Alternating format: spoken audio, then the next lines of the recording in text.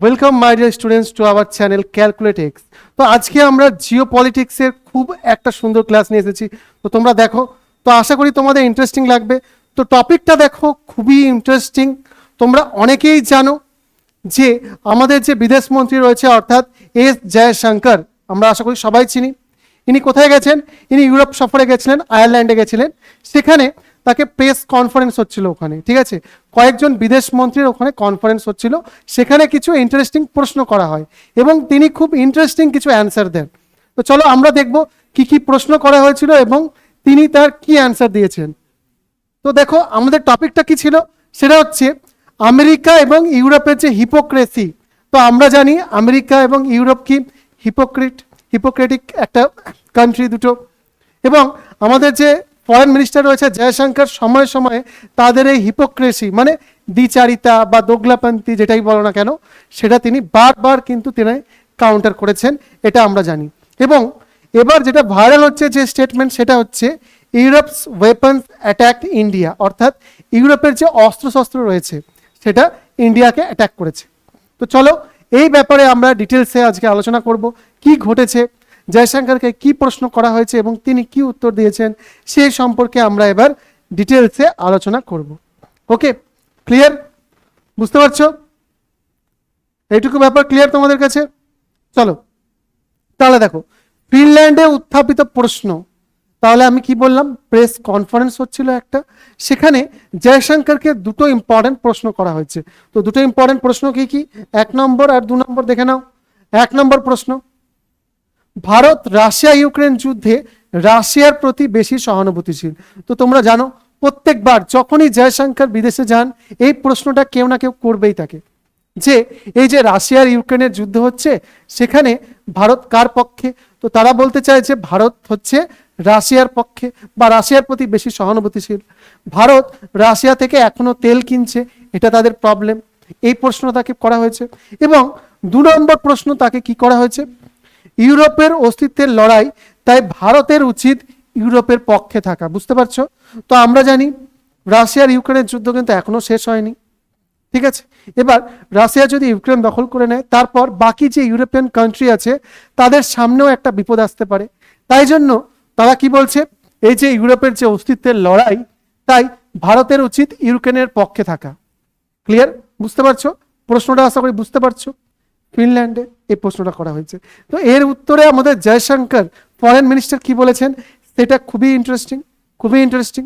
তো দেখো 1 নম্বর তিনি কি বললেন, জয়শঙ্কর কি বললেন, ডক্টর জয়শঙ্কর, তো আমি খরচের উপর ভিত্তি করে তেল কিনি, মানে আমি বলতে আমরা খরচের উপর ভিত্তি করে তেল কিনি। অর্থাৎ তো দেখো আমাদের 150 কোটি জনগণ, ঠিক আছে, শুধু একটা দেশ হিসেবে দেখলে হবে না, 150 কোটি মানুষকেও দেখতে হবে।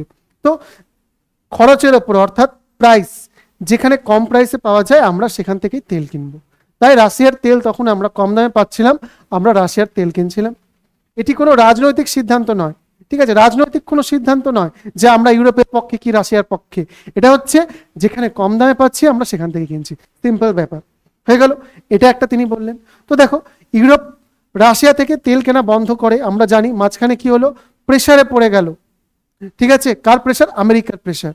তো আমেরিকা প্রচুর প্রেসার দিচ্ছিল আমাদের উপর, আমরা জানি ট্যারিফ আমাদের উপর লাগু করা হয়ে গেছিল, ঠিক আছে। তারপর আমরা কি করলাম, তখন ইউরোপ তখন ভারত তখন এখানে ইউরোপ না ভারত হবে, ভারত তখন কি করলো, মধ্যপ্রাচ্য থেকে মিডিল ইস্ট থেকে প্রচুর পরিমাণ তেল কিনতে শুরু করে, যা ভারতের ঐতিহ্যবাহী সরবরাহকারী। তাই তো আমরা মিডিল ইস্ট থেকেই আমরা বেশিরভাগ তেল নিই, গালফ কান্ট্রিজগুলো রয়েছে, আরব, ইউএই, ওমান, ঠিক আছে, সৌদি আরব, ঠিক আছে, এইসব জায়গা থেকে আমরা তেল কিনি।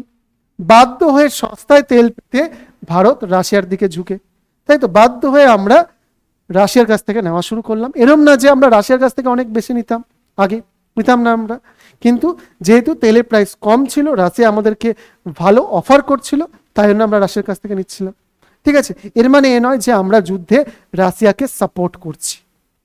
Clear my dear students? এটুকু আমরা বুঝতে পারলাম সমীকরণটা। এটা কে বললেন? ডক্টর জয়শঙ্কর বললেন। আর তিনি কি বললেন, ভেরি ভেরি ইম্পর্টেন্ট, আর তিনি কি বললেন, কোনো ইউরোপীয় দেশের ওপর ভারতীয় অস্ত্র দিয়ে হামলা হয়নি। Very very interesting.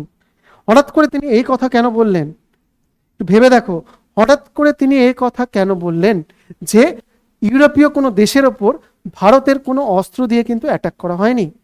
কিন্তু আমি চাইলেও ভারতের ক্ষেত্রে ইউরোপীয় অস্ত্রের কথা একইভাবে বলতে পারি না। অর্থাৎ তিনি বলতে চাইছেন যে ইউরোপিয়ান অস্ত্র বা ওয়েপন্স ভারতের এগেনস্টে কিন্তু ইউজ হয়েছে, আমরা তার প্রমাণও দেখব, রাইট? তার প্রমাণ আমরা দেখব।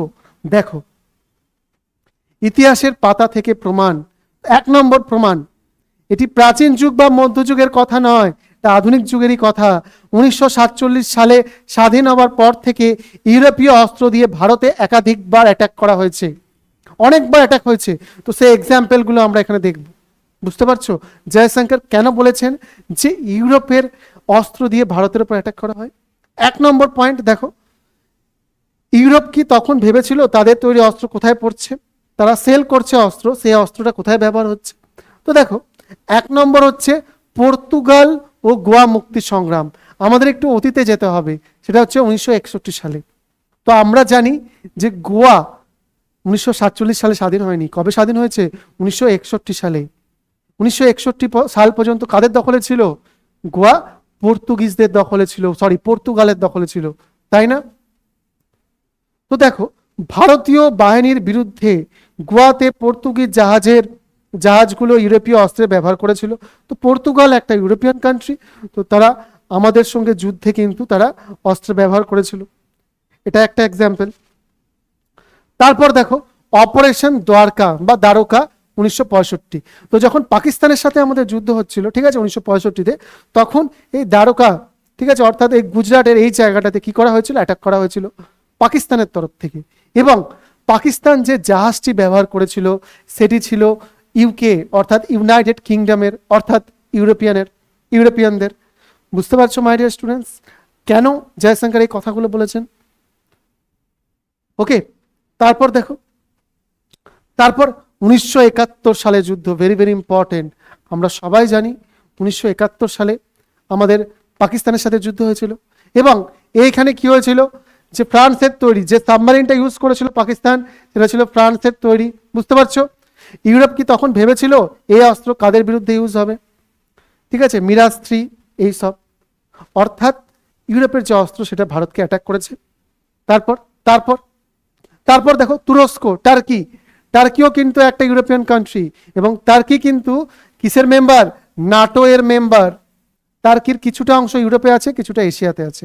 তো টার্কি আবার কি নাটোরও মেম্বার, রাইট?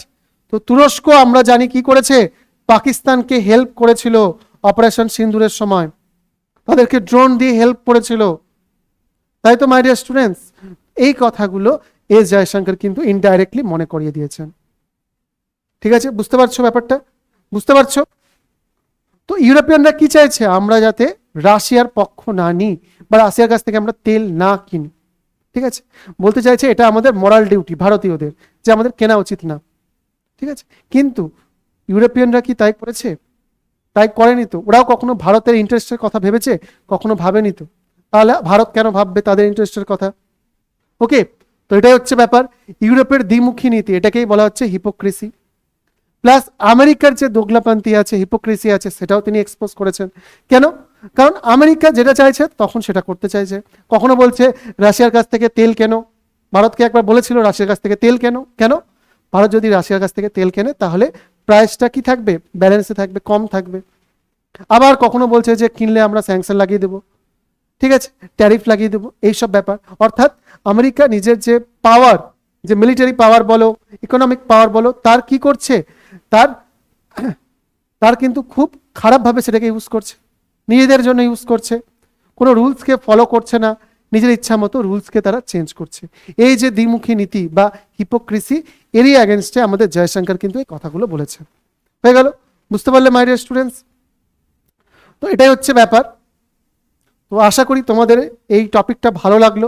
ওকে, আশা করি তোমাদের এই টপিকটা ভালো লাগলো এবং জয়শঙ্কর কি বলেছেন সেই ব্যাপারটাও আশা করি তোমরা বুঝতে পেরেছো। তো আবার বলছি, আমাদের চ্যানেলে যদি তোমরা জয়েন হতে চাও তো অবশ্যই এই ভিডিওটাকে লাইক করবে, চ্যানেলটিকে সাবস্ক্রাইব করে নেবে এবং বন্ধুদের মধ্যে এই ভিডিওটা অবশ্যই শেয়ার করবে। ঠিক আছে? আর তোমাদের কি বক্তব্য এই নিয়ে, যে আমাদের জয়শঙ্কর ঠিক বলেছেন না ভুল বলেছেন, সে নিয়ে তোমাদের যা বক্তব্য অবশ্যই কমেন্ট বক্সে তোমরা জানাতে পারো। ওকে।